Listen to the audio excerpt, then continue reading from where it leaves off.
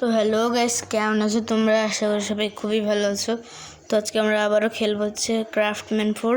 আর তোমরা ভাবছো যে এই ব্যাটটা এন্ডে কী করতেছি, আর এখানে শালকার বক্স, আর তার ভিতরে তো ইলেকট্রার এন্ডার ড্রাগন বা কোথায় পোর্টালটা খোলা কেন?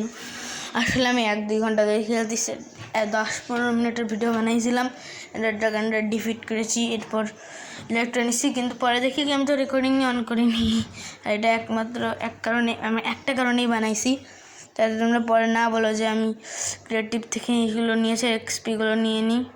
ট্রেন্ডিং করতে গিয়ে সব এক্সপি চলে গেছে শালকা বক্সের ভিতর বেশিরভাগ জিনিস।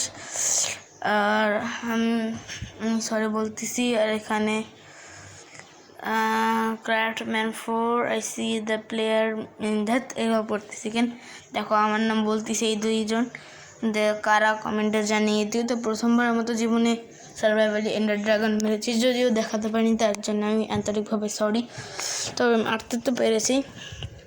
আর এন্ডার ড্রাগনের এগ থেকেও রয়েছে। তো এর পরের এপিসোডগুলো আরও বেশি ভালো হবে। এর পরের এপিসোডগুলো মিস করো না কিন্তু। দাঁড়া একটুখানি পড়ি তারপর আমি দেখাচ্ছি। মানে একটুখানি পড়ে নিই যে কী, যদি একটুখানি বুঝতে পারি তো। আর নেদারটার জিনিসপত্রগুলো আমি বাসায় বসে রেখে দিয়েছি, মানে এসেই রেখে দিয়েছি। এর কারণ আমি এখানে ছিলাম, এখান থেকে রেকর্ডিং আবার অফ করে দিয়েছি, ভুলে গেছি।